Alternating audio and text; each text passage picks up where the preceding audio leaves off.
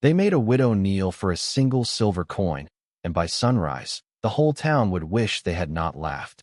Before we go on, tell me where you're watching from, drop your town or your state, and if you believe justice doesn't always need a gun, stay with me. Now, back to the story. The saloon in Red Hollow smelled of stale whiskey and sun-baked wood, the kind of place where boots spoke louder than words and silence carried weight. Eleanor Whitmore stood just inside the doorway, dust clinging to the hem of her dark dress, one hand tight around a small cloth purse that looked far too light for the way she held it. Conversation slowed, then shifted, then twisted into something sharper. Men turned in their chairs. A glass paused halfway to a mouth. Someone chuckled low, like they already knew how this would end. Widows didn't belong in places like this, not unless they had something left to lose. Eleanor stepped forward anyway, each step careful, measured, like she was walking across thin ice instead of worn wooden planks. "Just a bit of flour money," she said, voice steady but soft, placing a single silver coin on the counter. It landed with a small, lonely sound that didn't belong in a room full of noise. Harlan Briggs, the saloon owner, didn't reach for it. He looked at her, then at the coin, then back at the men watching. A grin pulled slow across his face. "That all you got?" he asked, loud enough for the room. Laughter followed, easy and quick. Eleanor didn't answer. She didn't need to. The purse in her hand said enough. Harlan flicked the coin with 2 fingers. It spun once, twice, then slipped off the edge of the counter and dropped to the floor. Another man shifted his boot and pinned it there like it meant nothing. The laughter grew louder, filling the room, bouncing off the walls. Eleanor's eyes followed the coin down, then the boot that held it. For a moment, she didn't move. In the far corner, half hidden in shadow, Caleb Rourke sat alone, his chair tilted back against the wall, hat low, fingers resting near an untouched glass. He had seen worse rooms, heard worse laughter, but his eyes didn't leave the floor where that coin lay trapped. Eleanor bent her knees slowly, not rushed, not trembling, just deliberate. She reached down, her hand hovering near the boot. No one stopped her. No one helped. The room held its breath between jokes. And still, Caleb said nothing. Not yet.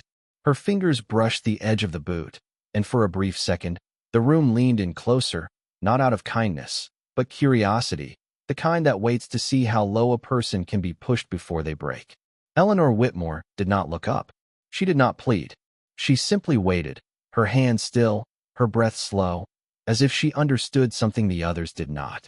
The man with the boot shifted his weight slightly, grinding the sole just enough to remind everyone who held control in that moment. A few men laughed again, softer now, almost uncertain, as if the moment had stretched longer than expected. Harlan Briggs wiped the counter with a rag that had seen better days, his eyes never leaving the scene. "Go on," he said, his voice carrying across the room. "It is right there." Eleanor nodded once, barely noticeable, and then did something that quieted even the smallest whisper. She placed her hand flat against the floor, not reaching for the coin, not yet, but steadying herself, claiming the space in a way that did not ask permission. The boot lifted, just an inch, just enough. She took the coin and rose without haste, brushing the dust from her palm as if it did not matter. No anger crossed her face. No shame either. Only a calm that did not belong in that room. She set the coin back on the counter, exactly where it had been before. "Flour," she said again, her voice no louder than before. Harlan stared at her, the grin fading just slightly, not gone, but thinner, less certain. For a moment, it seemed like he might refuse again, might push things further, but something in the room had shifted. It was small, almost invisible, like the first change in wind before a storm. In the corner, Caleb Rourke lowered his chair onto all 4 legs. The soft thud against the floor went unnoticed by most, but not by him. His gaze moved from Eleanor to Harlan, then to the men who had laughed the loudest. He took a slow sip from his glass, though the drink had long gone warm. Outside, the light was beginning to fade, the long shadows of late afternoon stretching across the street, reaching toward the saloon doors like quiet witnesses.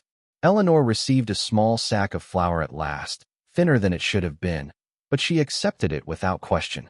She turned toward the door, pausing only once, her eyes passing over the room, not searching for sympathy, not asking for anything, just remembering. Caleb watched her leave. The door creaked shut behind her, and the laughter tried to return, but it did not find the same footing. It sounded forced now, hollow. Harlan muttered something under his breath and reached for another bottle, eager to drown whatever had just settled in the air. Caleb placed a few bills on the table, more than enough to cover his untouched drink. He stood, slow and deliberate, adjusting his hat as he moved toward the door. He did not look back. Not at the men. Not at the coin. Not at the place that had just revealed itself. Outside, the air was cooler, carrying the dry scent of dust and distant sage.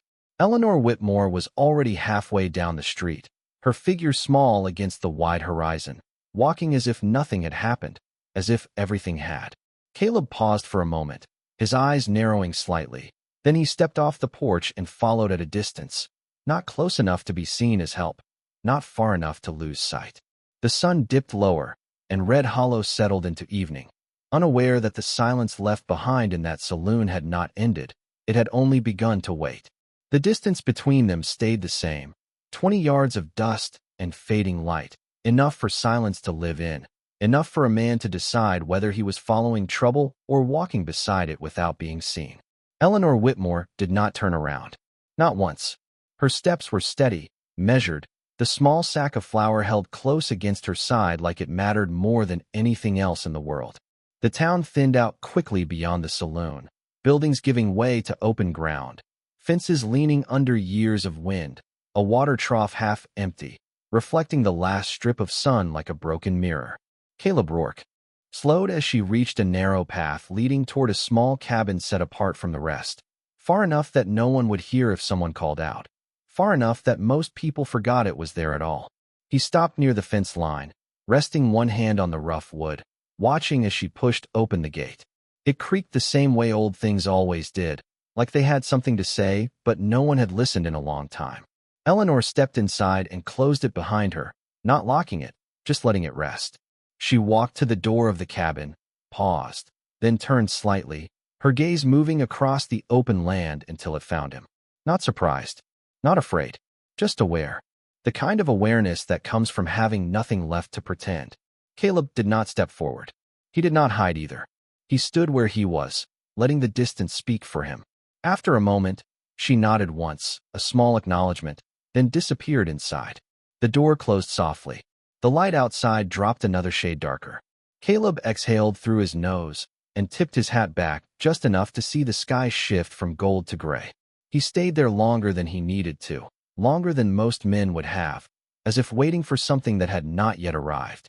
A faint sound came from inside the cabin, the scrape of a chair, the soft rustle of paper, something being unfolded with care.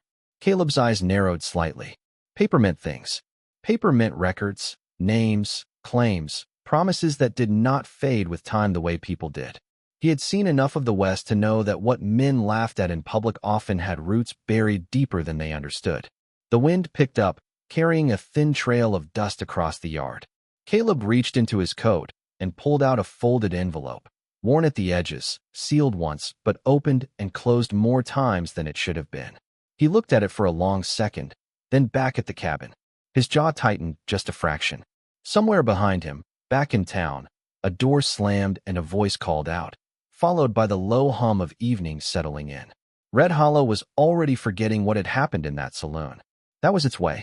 Forget fast, laugh faster. But Caleb did not forget. He slid the envelope back into his coat and pushed himself off the fence. His boots hit the dirt with quiet certainty as he turned away from the cabin, heading back toward town, not with urgency, but with purpose that had been building long before this day. The sky dimmed further, the first hint of night stretching across the horizon. And in that growing dark, something shifted, not in the land, not in the air, but in the balance of things that had been left untouched for too long. By the time the sun would rise again, Red Hollow would not be the same, though no one in that saloon had any idea yet what they had already set in motion. The saloon lights burned brighter against the dark, but something inside had dimmed, something the men could not name as Caleb Rourke stepped back through those swinging doors, boots carrying the same quiet weight, eyes colder than before, and no one noticed at first. Not until he took the same seat in the corner, and set his hat down just enough to see every face that had laughed earlier. Every man who had leaned back too easy when a widow bent down for a coin. Harlan Briggs was still behind the counter, louder now, pouring drinks faster than needed, as if noise could cover the memory that had settled into the wooden walls. But Caleb did not drink this time. He just watched, and watching in a place like that could make a man more dangerous than shouting ever could. Outside, the wind pressed dust against the windows, a soft scraping sound that came and went like a warning no one heard. And one by one the men drifted back into their habits, laughter returning in uneven bursts. Cards slapped against tables, boots shifting, voices rising just enough to pretend nothing had changed. Caleb reached into his coat again, slower this time, and pulled out the envelope, placing it flat on the table in front of him, not hiding it, not displaying it, just letting it exist in the open air where truth often felt heavier than gold. The paper was worn, edges softened by time, but the seal had once been official, the kind stamped with purpose, the kind that carried weight beyond a single life, and Caleb's thumb rested against it like he was measuring something invisible, something that could not be rushed, across the room. One of the men from earlier noticed, his eyes narrowing just slightly, curiosity replacing the easy arrogance from before, because men like that always sensed when something shifted, even if they did not understand how or why. "You planning to read that, or just stare at it all night?" the man called out, half amused, half cautious. And a few others turned to look, waiting for a reply that did not come right away. Caleb lifted his gaze slowly, meeting the man's eyes for a second that stretched longer than it should have. Then he said, quiet but clear, "Some things are better read when the sun is up." And that was all, nothing more, no explanation. But it landed heavier than any loud word in the room. A few chuckles followed, forced, uncertain, as if they were trying to pull the moment back into something familiar, something safe, but it did not quite work, not this time. Harlan leaned forward slightly, wiping the same spot on the counter again, his eyes flicking between Caleb and that envelope, calculating in the way men do when they sense something slipping out of their control. Caleb did not move after that, did not touch the paper again. Just let it sit there like a promise waiting for morning, and outside, the last line of light disappeared behind the hills, leaving red hollow under a sky that felt quieter than usual, heavier somehow, as if the town itself was holding its breath without knowing why.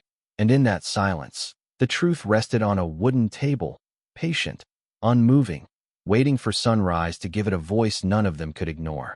The night stretched long over Red Hollow, and still Caleb Rourke did not move, the envelope resting on the table like it had weight far beyond paper, like it carried something the room could feel but not yet see. The laughter came and went in uneven waves. Cards shuffled, glasses clinked, but every so often, eyes drifted back to that corner, to the man who had chosen silence over noise, and to the thing he had not yet opened. Harlan Briggs tried to keep the rhythm alive, pouring drinks faster, talking louder, but his gaze betrayed him, flicking again and again toward that folded document, measuring it the way a man measures a storm cloud on the horizon, unsure if it will pass or break over him. "You planning to stay all night?" Harlan finally called out, forcing a grin that did not quite reach his eyes, and Caleb answered without looking up, "Long enough." Just 2 words, simple, but they settled heavier than expected, as if they carried a meaning no one in the room could quite grasp. Outside, the wind shifted again, cooler now, brushing against the wooden walls, whispering through the gaps like it knew something the town did not. And inside, one by one, men began to leave, not in a hurry, not afraid exactly, but uneasy in a way they would not admit. Hats tipped low, boots slower than before, as if staying too long might mean being part of something they did not understand.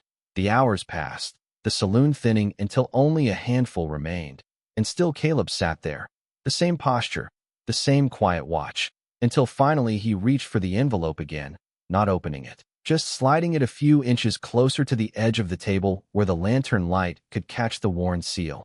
Across from him, the man who had spoken earlier leaned forward, curiosity winning over pride. "What is in it?" he asked, softer now. And this time Caleb met his gaze, steady, unblinking. "A name," he said, "and nothing more." but the way he said it made the word feel larger, heavier, like it did not belong to just one person.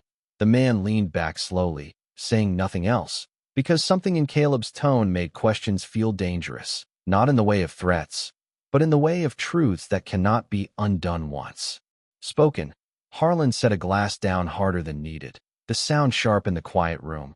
Plenty of names come through here, he muttered, trying to dismiss it, trying to shrink whatever was building.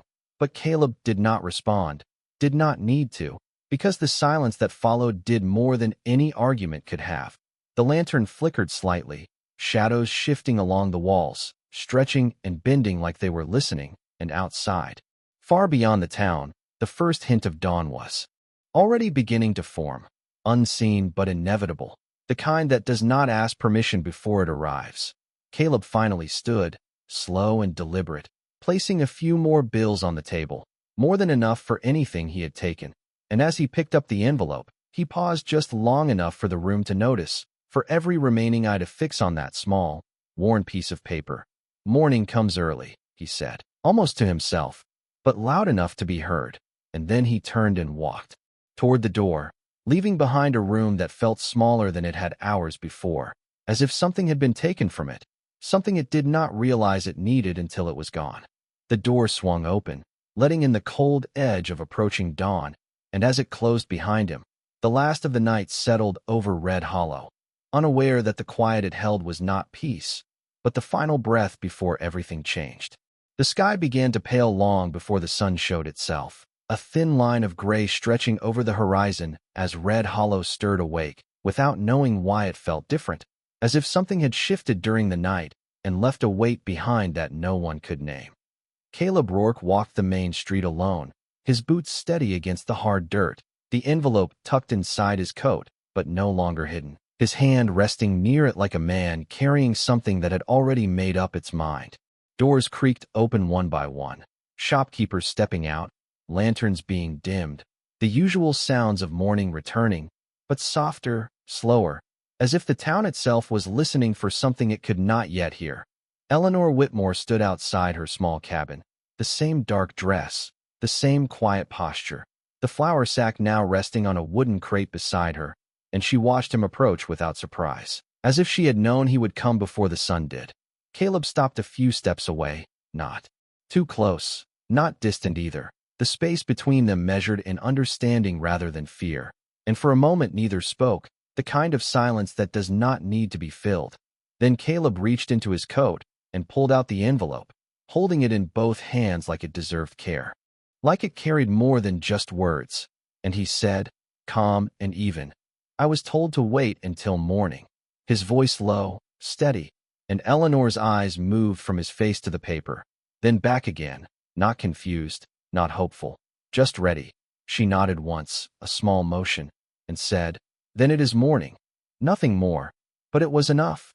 Caleb broke the seal slowly, the sound of paper giving way quiet but final, and unfolded the contents with deliberate care, the kind a man uses when he knows what he is about to reveal cannot be taken back. The wind shifted again, lifting the edges of the page slightly, and Caleb read silently at first, his eyes scanning lines that had been written long before this moment, lines that had waited, patient, for someone willing to carry them this far. Then he spoke, not loudly, but clearly enough that the words seemed to travel farther than they should have in the still air. Property claim, filed and witnessed, land ownership transferred to Eleanor Whitmore. Lawful heir, each word landing with quiet certainty, like stones placed exactly where they belonged. Eleanor did not move, but something in her expression softened, not into relief, not into triumph, but into recognition, as if a truth she had carried alone had finally been spoken aloud. Behind them, a door opened, then another, and a few early risers paused, listening without meaning to, drawn by the tone more than the words. Caleb folded the paper again, slower this time, and handed it to her, not as a gift, not as a favor, but as something that had always been hers. And as she took it, their hands did not touch, but the distance between them closed in a way that did not need contact. "They will not like it," Eleanor said quietly, her voice steady, and Caleb gave a slight nod, his eyes already drifting back toward the town. They already showed that, he replied, and for the first time, there was something else in his voice. Not anger, not satisfaction, just certainty. The sun edged higher, light spilling across the street, touching the buildings, the signs, the very saloon where the night before had settled into memory. And as the first full rays reached the wooden doors of that place, they revealed nothing had changed, and everything had, because truth had stepped into the morning, and it did not need to announce itself. It only needed to be seen. Word travels faster than sunlight in a place like Red Hollow, and by the time the sun cleared the rooftops, men who had laughed the night before were already stepping out into the street again, drawn not by curiosity alone, but by something quieter, heavier, something that felt like a question waiting for an answer. Harlan Briggs was among the first, his vest unbuttoned. His eyes narrowed against the light as he spotted Caleb standing near the center of the street and Eleanor just a few steps behind him, the folded paper now in her hands. For a moment, no one spoke, the town holding itself in that fragile space between knowing and denying. And then Harlan cleared his throat, loud enough to remind everyone who he believed himself to be. "That is a bold thing to read out in the open," he said, forcing steadiness into his voice. "Papers do not always mean what they claim out here." And a few men behind him nodded, more out of habit than certainty. Caleb turned slightly, not facing him fully, just enough to acknowledge the words without granting them weight. His voice calm, almost indifferent. "This one does." And he did not reach for the paper, did not try to prove it, because the truth had already been spoken once and did not need repeating. Eleanor stepped forward then, not quickly, not with urgency, but with the same measured steps she had taken the night before, and she held the paper up just enough for the morning light to catch the seal, the edges, the writing that had survived time longer than any rumor ever could. And she said nothing at all, because sometimes silence carries more authority than argument. The men shifted, boots scraping lightly against the dirt, eyes moving between her and Harlan, between what they had believed and what now stood in front of them. And in that moment, the laughter from the night before felt distant, misplaced, like it belonged to a different town entirely. One of the men from the saloon, the same one who had watched the envelope with growing unease, stepped closer, not challenging, just closer, his voice lower now. "If that is true, then this land—" He did not finish the sentence, because he did not need to, the meaning already hanging in the air. Eleanor lowered the paper slightly, her gaze steady. "It has always been mine," she said, and there was no anger in it, no triumph, just a simple statement that did not bend for anyone. Harlan's jaw tightened, his hands curling briefly at his sides before relaxing again, because there was nothing he could grasp that would change what had been written long before he ever set foot behind that counter. Caleb watched him, not with hostility, not with satisfaction, but with the same quiet attention he had carried all along, as if he was measuring not what Harlan might do, but what he would choose not to do.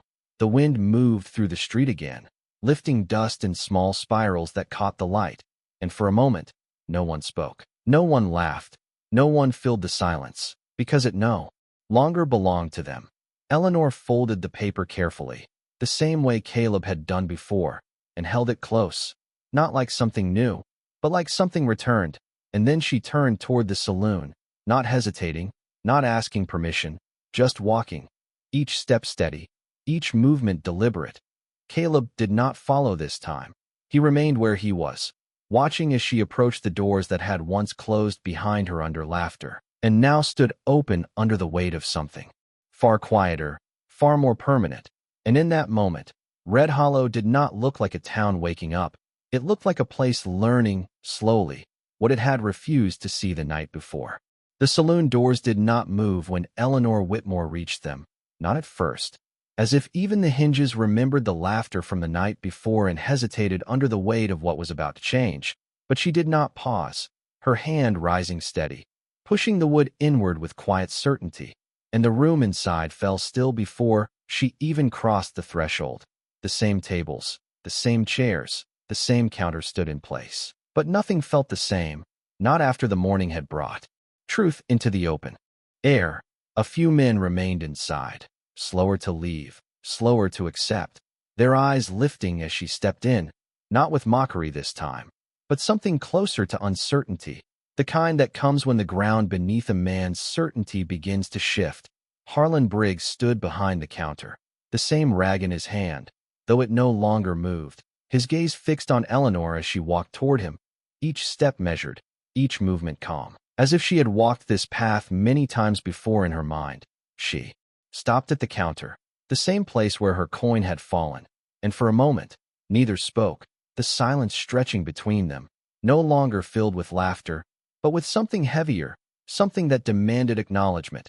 Eleanor placed the folded paper on the counter, not sliding it, not offering it, just setting it there where both of them could see it, and Harlan's eyes dropped to it, then lifted again, his jaw tightening slightly. "You expect this to change things," he said, his voice lower now, stripped of the easy confidence from before, and Eleanor did not answer right away. She simply looked at him, steady, unflinching, until the weight of her silence said more than any words could have. Then she spoke, soft but clear. "It does not change anything. It only shows what was already true." And that was all. No accusation, no demand, just a statement that left no room for argument. One of the men at a nearby table shifted in his seat, the sound of wood against wood, echoing louder than it should have, and another stood slowly, removing his hat, not out of habit, but out of something he did not fully understand.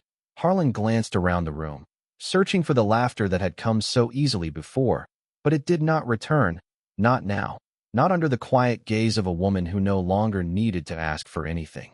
Outside, Caleb Rourke remained where he was, leaning lightly against a post, his eyes fixed on the open doorway, not stepping in, not interfering, because this moment did not belong to him. It never had.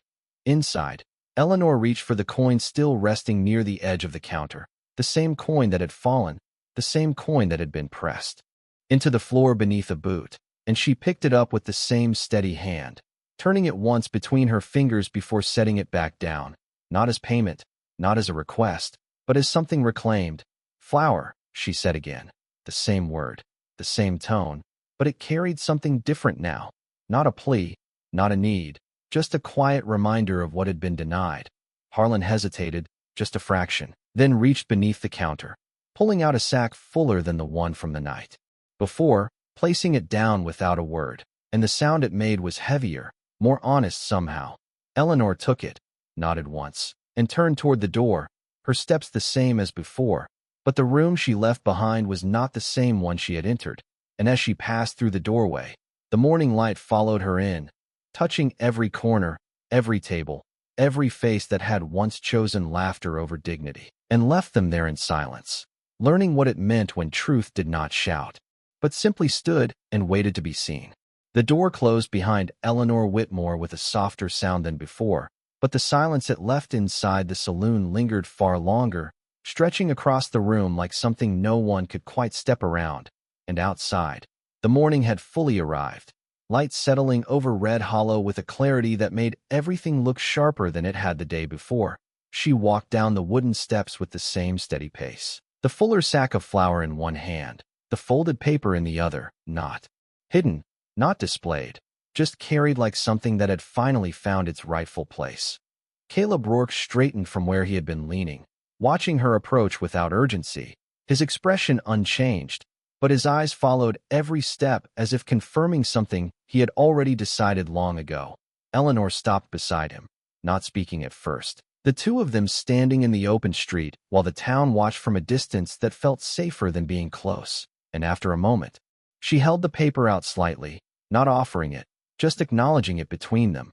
"You kept it," she said quietly, and Caleb gave a small nod, his gaze drifting toward the horizon for a brief second before returning. "Long enough," he replied, the same words from the night before, but now they carried completion instead of waiting. Eleanor studied him, not with suspicion, not with gratitude, but with a calm understanding that did not need to be spoken aloud. And then she lowered the paper again, folding it once more with careful precision, as if each crease mattered. Behind them, a few men stepped out from the saloon, slower now, their voices low, no longer filling the air the way they had before, and one of them, the same man who had watched the envelope the night before, approached just close enough to be heard without crossing the line that had formed between knowing and interfering. "You could have said something," he muttered, not accusing, not quite questioning either, just stating what many of them had likely thought. Caleb turned his head slightly, his eyes settling on the man for a brief moment. And then he said, "Would it have mattered then?" And the man did not answer, because the truth in that question sat heavier than any explanation. The wind moved again, carrying dust across the street in slow, drifting lines, and the town seemed to exhale, not in relief, but in recognition that something had changed without asking permission. Eleanor adjusted her grip on the flour sack and took a step forward, then another, continuing down the road that led away from the center of town. And this time, no one laughed, no one called out. No one tried to stop her, because the space she moved through no longer belonged to them.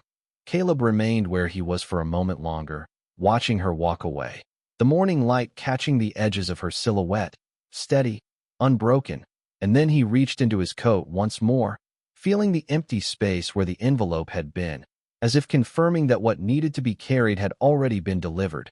He turned then, not following her this time, but walking in the opposite direction, toward the far end of town where the road stretched out into open land, his steps unhurried, his posture unchanged, as if nothing had happened, and everything had.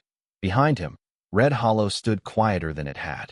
In years, the saloon doors still open, the men still lingering, and the echo of their own laughter now replaced by something far less comfortable, something that would not fade as easily as the night before, because it had been answered, not with noise, not with force, but with something far more difficult to ignore once it had been seen. By mid-morning, Red Hollow had settled into a rhythm that felt familiar on the surface, wagons rolling through, shop doors opening, voices returning to their usual tones. But beneath it all, something remained unsettled, like dust that refused to fully fall back to the ground. And the saloon, still standing at the center of it all, carried that quiet shift more than anywhere else. Harlan Briggs moved slower behind the counter now, his motions measured, his voice lower, as if he understood that. The room no longer answered to him the way it once had, and the men who drifted in did not fill the space with the same careless laughter. They spoke, but they listened too, their eyes moving more than before, their words chosen instead of thrown. Outside, Eleanor Whitmore continued down the edge of town, the path leading back to her small cabin cutting through dry grass and weathered fence lines. The morning light stronger now, warming the ground, but not softening the clarity that had settled over her. She stopped once along the way, setting the flour sack down on a worn wooden post, and unfolded the paper again, not because she doubted it, but because some truths need to be seen more than once to fully take shape. The ink had not faded, the names still clear, the lines drawn long before this moment holding steady under her gaze. And for a brief second, something passed through her expression, not relief, not satisfaction, but a quiet recognition that what had been denied had finally found its voice. She folded it again carefully and picked up the sack, continuing toward the cabin without looking back. Across town, Caleb Rourke had reached the far end of the street, where the buildings thinned and the open land stretched wide, the horizon pulling away in long, quiet lines, and he paused there, resting one hand on the railing of an old fence, his eyes tracing the distance rather than the town behind him. He did not need to turn around to know what was happening back there, because he had already seen what mattered, already chosen what needed to be done, and now, the rest belonged to those who had to live with it. A rider passed him on the road, tipping his hat in silent acknowledgement, and Caleb returned it with the smallest motion. Nothing more. The wind moved again, carrying the faint sound of voices from town, softer now, less certain, and he let it pass without listening too closely.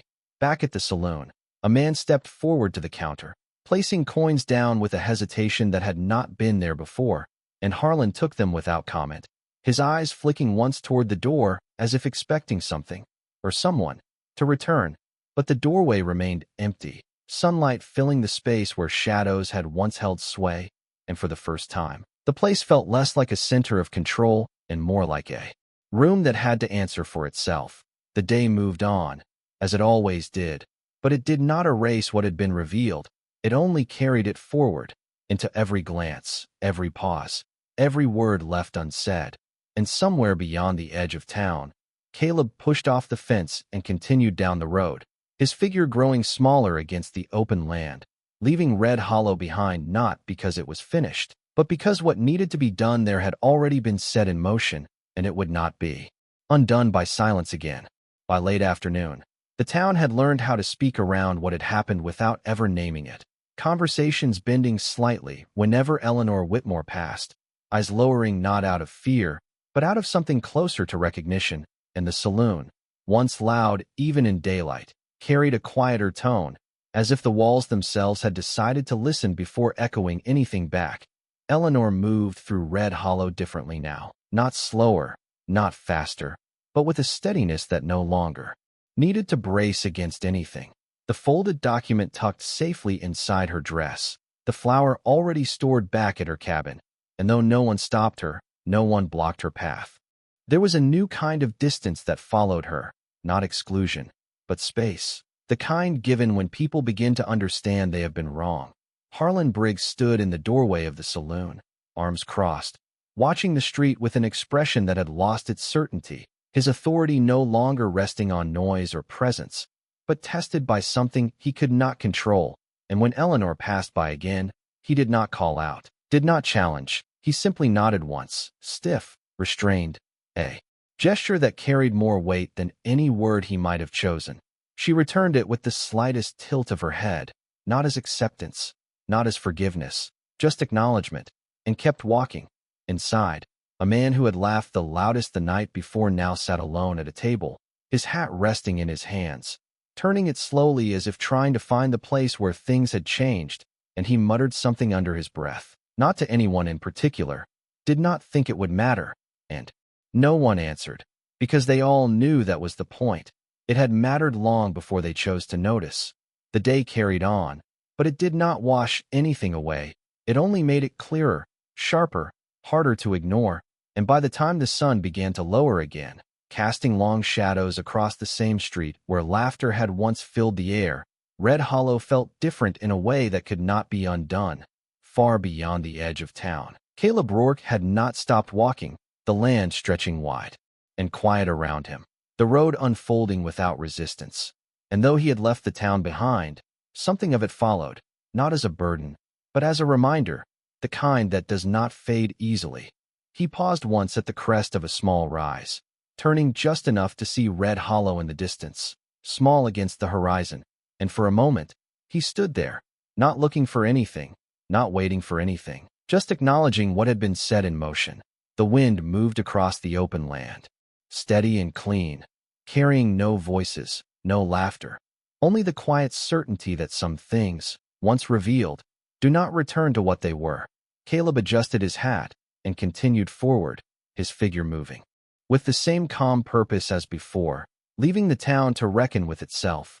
Back in Red Hollow, as the lights softened and the day began to close, Eleanor stood outside her cabin once more, the door open behind her, the land stretching out in front, and she held the paper again, not reading it this time, just feeling its presence, as if confirming that it was real, that it had not vanished with the morning. She folded it once more and placed it carefully inside, then looked out across the quiet land, her expression unchanged, steady, and in that stillness, there was no triumph, no need to prove anything further, only the quiet understanding that dignity, once reclaimed, does not ask permission to remain. Evening settled slower that day, as if Red Hollow was not ready to let the light go just yet, as if the town understood that darkness had once hidden too much and now needed to be approached with care. The sky turned a muted gold, stretching across the horizon, and the long shadows returned to the same street where laughter had once echoed. But now those shadows felt different, not empty, not careless, but aware. Eleanor Whitmore stepped back into town just as the first lanterns were being lit. Her steps calm, unhurried, the same steady rhythm she had carried all along, and though heads turned as she passed, the looks were no longer sharp, no longer dismissive. They lingered instead, thoughtful, uncertain, as if each person was measuring something within themselves rather than in her. The saloon doors stood open again, the glow of lamplight spilling onto the wooden steps, but the sound inside was lower, contained, like a room that had learned to listen before speaking. And as Eleanor approached, she did not hesitate. She stepped inside once more, not to reclaim anything, not to prove anything, but simply because she could. The room noticed her immediately, not with a sudden shift, not with silence dropping all at once, but with a gradual quieting, conversations fading, eyes lifting, and this time, no one laughed, no one smirked, no one leaned back with easy arrogance. They watched, and in that watching, there was something new, something that had not been there before. Harlan Briggs stood behind the counter again, but his posture had changed, not weaker, not smaller, just different, like a man who had been forced to see beyond what he had always believed. And when Eleanor reached the counter, he did not wait. He did not test her. He reached beneath and placed a glass of water in front of her without being asked. The gesture simple, almost ordinary, but in a place like that, it carried weight. Eleanor looked at the glass for a moment, then at him, and gave a small nod, not approval, not acceptance, just acknowledgement, the same as before, and she took the glass, lifting it slowly, the movement steady, unhurried, as if time itself had slowed to match her pace. Around the room, men shifted in their seats, some lowering their eyes, others holding their gaze just a moment longer than before, not in challenge, but in quiet recognition, and one by one, small gestures followed, a hat tipped. A chair moved slightly to make space, a voice lowered. Instead of raised, none of it spoken, none of it announced, but all of it felt. Outside, the wind carried through the street again, brushing against the open doorway, stirring the dust in soft lines that caught the fading light. And for a moment, the town seemed to pause, suspended between what it had been and what it might become. Eleanor set the glass back down, untouched beyond a single sip, and turned toward the door once more, not lingering, not waiting for anything further, because there was nothing left to take, nothing left to prove.